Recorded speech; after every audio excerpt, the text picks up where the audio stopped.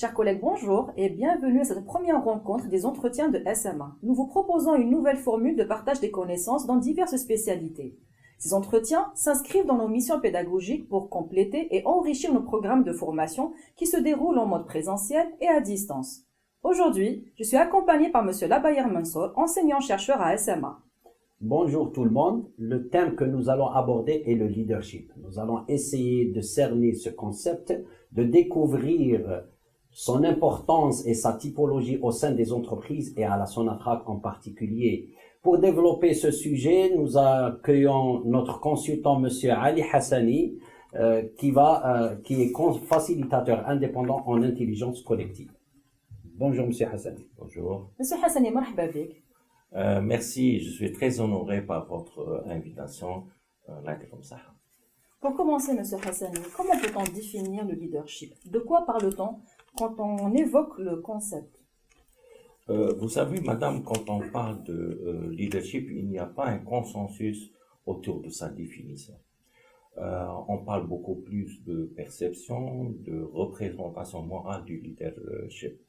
Alors, le leader, c'est celui qui mène les autres, c'est celui qui les guide, c'est celui qui vient devant, qui vient en avant, c'est celui qui partage ses valeurs, qui a une vision à long terme. C'est celui qui a une influence sur les autres. Une chose est sûre, on ne peut pas trouver un leader sans la présence de ses suiveurs. Et cette capacité d'influencer les autres, d'où elle vient? Est-ce qu'elle est innée chez le leader? Est-ce qu'il l'acquiert? Est-ce qu'il peut la développer? Très bien. Le leadership, vous savez, le leadership, c'est un concept quand même assez récent. Hein. Ça date du début du XXe siècle, 1905, 1904, quelque chose comme ça. Alors, c'est toujours aussi le débat autour du leadership. Est-ce qu'il est inné? Est-ce qu'il est acquis? Actuellement, il y a un consensus comme un consensus autour de dire le leadership, ça s'apprend. On apprend le leadership à partir de quoi? À partir des situations vécues dans sa famille, dans l'école, dans la vie professionnelle, dans la société. Ce sont les contextes, si vous voulez, les différents contextes socio-culturels qui forment chez les personnes ce leadership. Moi, je suis favorable à dire qu'il y a une partie innée, les gènes chez les humains, qui font d'eux des leaders dans le futur. Mais l'essentiel est appris dans des situations, est appris dans la société, comme je l'ai dit tout à l'heure, dans le contexte général socio-culturel. Monsieur Hassani, tout à l'heure, vous avez parlé de représentation de leadership et d'expérience de vie pour le leader. Okay? Mais on entend parler de leadership authentique, leadership situationnel, leadership charismatique. D'où viennent toutes ces appellations et tous ces qualificatifs? Je l'ai déjà dit, comme vous venez de le souligner, le leadership est un concept assez récent quand même. Hein. Alors, autour d'un concept, il y a toujours ce qu'on appelle des angles d'attaque, des angles d'analyse, qu'on appellera des approches de ce concept. Pour le leadership, il y a quelque chose comme une vingtaine, peut-être un peu plus, hein, d'approches sur le leadership. Une chose est sûre, c'est que, à mon sens, on peut les rassembler sous forme de 3 familles, de 3 catégories d'approches, toutes ces approches. Alors, la première famille d'approches, la première catégorie, si vous voulez, d'approche sur le leadership, ça parle beaucoup plus des traits chez le leader, ses comportements, ses styles, hein, dans les situations de leadership. La deuxième famille, la deuxième catégorie d'approche, ça parle beaucoup plus de ce contexte, de ces situations. On en appellera approche par contingence généralement. La troisième famille, la troisième catégorie d'approche sur le leadership, ça parle de l'interaction, la passion entre le leader et ses suiveurs. En quelque sorte, ça me rappelle beaucoup plus le panorama sur le management Hein, on parle de Mayo, on parle de Fayol, on parle de McGregor. C'est à peu près la même chose avec le management, l'évolution des théories de management. Donc, il y a aussi une évolution, si vous voulez, des théories, des approches sur le leadership. Et quand on évoque le management, Monsieur Hassani, quelle est la différence, si elle existe, entre le manager et le leader? Ah, une question pertinente, mais moi je vais vous répondre à deux niveaux. Alors, le premier niveau, c'est un peu connu par tout le monde, hein. Dans les entreprises, dans les réseaux, on parle différence entre le manager et le leader. On perçoit le manager comme étant quelqu'un qui est ancré dans le présent, dans l'organisation, dans la fixation des tâches, fixation des objectifs, la planification. Et le leader, c'est beaucoup plus une vision futuriste, hein, sur les valeurs de l'entreprise, sur comment mener les gens, mener le changement, conduire au changement. Ça, c'est le premier niveau. Pour le deuxième niveau, je suis favorable à dire la chose suivante, c'est qu'il y a un continuum entre le management et le leadership. D'ailleurs, je parle de continuum expert, manager, leader. Alors, expert, c'est beaucoup plus la notoriété, les compétences. Un peu, s'il avance dans sa vie de management au sein de son entreprise, il va devenir un manager, donc il va asseoir, si vous voulez, son autorité au sein de son entreprise, de son organisation. Et en dernier, ça vient le leader, c'est celui qui a une influence sur les autres. Donc, pour moi, c'est un continuum. On est tout d'abord manager et on va devenir leader. Alors, comment peut-on exercer cette influence? Alors, l'influence, il faut la définir dans le leadership de la manière un peu, je vais essayer un peu de reformuler la chose. C'est comment dire, comment les gens sont influencés par ce leader. Il y a trois logiques, si vous voulez, ou trois voies différentes quand on parle d'influence du leader. La première voie, si vous voulez, la première logique, on l'appelle la logique instrumentale. C'est le pouvoir du leader, de cette personne qui a ses suiveurs, qui va les influencer.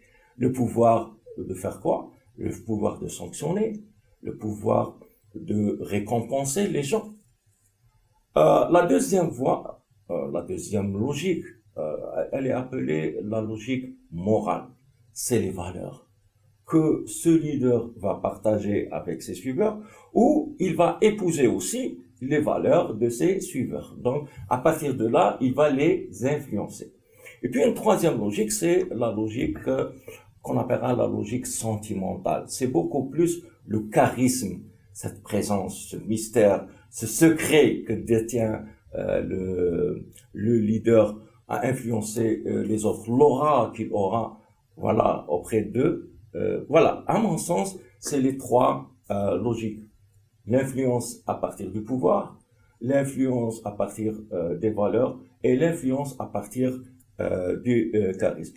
Au sein des organisations, au sein des entreprises, le leader lui-même, il va osciller, si vous voulez, entre les trois logiques. La logique du pouvoir, celle des valeurs et celle du charisme. Et à mon sens, au sein des entreprises, il faut beaucoup plus insister sur le leadership à partir des valeurs. Ok, on apprend à être leader. À partir de cette hypothèse, comment on peut développer le leadership? Quelles sont les compétences requises pour devenir un leader?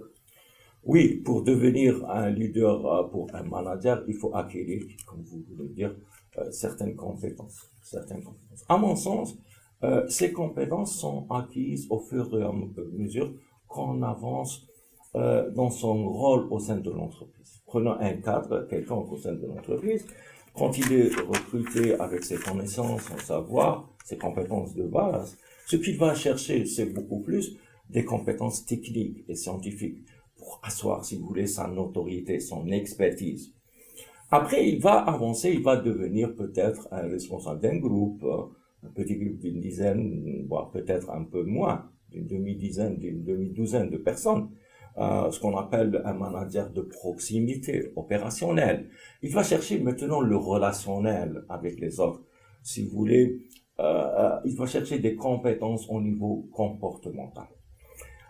Quand il va avancer dans son évolution au sein de l'entreprise, au sein de l'organisation, il va devenir peut-être un chef, un responsable de ses managers de proximité. Donc pour lui, il va sortir beaucoup plus du cadre groupe et sa réflexion va être organisation, va être entreprise. Donc il a besoin d'un autre niveau, si vous voulez, de compétences qu'on appellera des compétences beaucoup plus stratégiques, politiques, pour finir son réseau en interne, en externe, avec ses clients, ses relations publiques. Après cela, il va devenir un cadre dirigeant, ce que je souhaite pour tous les cadres aussi à Sonatrach notamment. Alors, un cadre dirigeant, il est orienté, si vous voulez, beaucoup plus innovation, beaucoup plus créativité. Donc, vous voyez, les compétences, à chaque fois qu'il avance dans son évolution au sein de l'entreprise, il va acquérir de nouvelles compétences. Compétences techniques tout d'abord, puis on avance vers des compétences relationnelles, et puis des compétences stratégiques et politiques, et puis à la fin, des compétences d'innovation, des compétences créatives. Voilà l'ensemble des compétences exigées pour un leader. Donc, si on a bien compris, pour chaque famille d'approche, il y a des modèles pratiques pour ces familles au sein des organisations. Exactement, c'est ce que je voulais dire. Voilà, il y a des approches, donc il y a des modèles pratiques pour le leadership. Maintenant, je vais interpeller le consultant que vous êtes pour la Sonatrach. Quel est le modèle qu'on peut adopter? Quel est le modèle de leadership qui serait préférable et adéquat au sein de la Sonatrach? C'est une question pertinente à laquelle je m'attendais pas. Mais en tant que consultant, c'est mon travail aussi de le dire.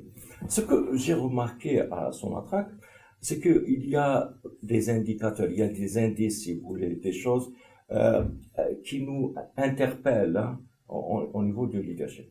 Il y a tout d'abord, vous avez un réseau de correspondants en communication interne qui est excellent. Donc on parlera de communication. Le changement à Sonatrach est pris comme étant une référence aussi. On parle de changement, transformation RH, SAP, management par les projets. Et en troisième lieu, il y a un mot qui revient assez souvent aussi, c'est les valeurs. Alors, les trois mots clés, communication, changement et valeurs, ça indique quel modèle de leadership on va prendre. Au niveau mondial, au niveau international, la tendance actuelle en matière de leadership pour les entreprises, les firmes internationales, ça parle beaucoup plus de deux types, de deux modèles de leadership, transformationnel et transversal. Transformationnel, c'est beaucoup plus le changement. Et transversal, c'est beaucoup plus le relationnel. Donc, vous voyez, changement et relationnel. Donc, à mon sens, pour Sonatrach, puisqu'il y a communication, puisqu'il y a valeur, puisqu'il y a changement, le modèle ne doit pas sortir de ces deux-là. Alors, en tant que consultant, qu'est-ce que je recommande? Quel modèle? Beaucoup plus pour moi, c'est le modèle transformationnel de Kouzes et Posner. En résumé, si vous permettez, Kouzes et Posner, ça parle dans leur leadership qu'ils ont appelé leadership exemplaire. Ça parle de 5 pratiques de base. À mon sens, il faut que le leadership en général au sein de Sonatrach apprenne les 5 pratiques. C'est quoi les 5 pratiques? C'est beaucoup plus avoir une vision, des valeurs partagées, prendre le risque, impliquer les collaborateurs et les encourager. Voilà les 5 pratiques de base. Et ça cadre avec les 3 grands indices à Sonatrach. À mon sens, c'est le leadership exemplaire qui serait un modèle si je le ferais en tant que recommandation pour son après. Je vous remercie, M. Hassani, pour ces éléments de réponse. Pour conclure, M. Hassani, comment peut-on résumer le sujet? Alors, pour conclure, madame, voilà. Moi, je retiens trois choses, si vous permettez. Primo, former au leadership. Notre façon de former au leadership doit changer. Nous sommes dans un nouveau paradigme en matière de leadership, donc nous sommes aussi contraints à changer notre manière de former au leadership. Nous devons former au comportement, pas seulement informer sur l'existant. Le deuxième point, hein, tout changement au sein des organisations passe par les leaders. Donc nous devons former, nous devons prendre en charge, nous devons préparer les leaders au changement. Et en troisième lieu, vous permettez, le mot changement, le mot valeur ne doit pas rester de simples mots, on va dire noir sur blanc, ça doit être concrétisé, palpable, qu'on peut toucher au sein des entreprises. Voilà ce que j'ai à dire comme mot pour la fin. Je vous remercie, M. Hassani. M. Labayerman, merci. Merci. Chers collègues, je vous remercie pour votre écoute et je vous donne rendez-vous pour d'autres entretiens.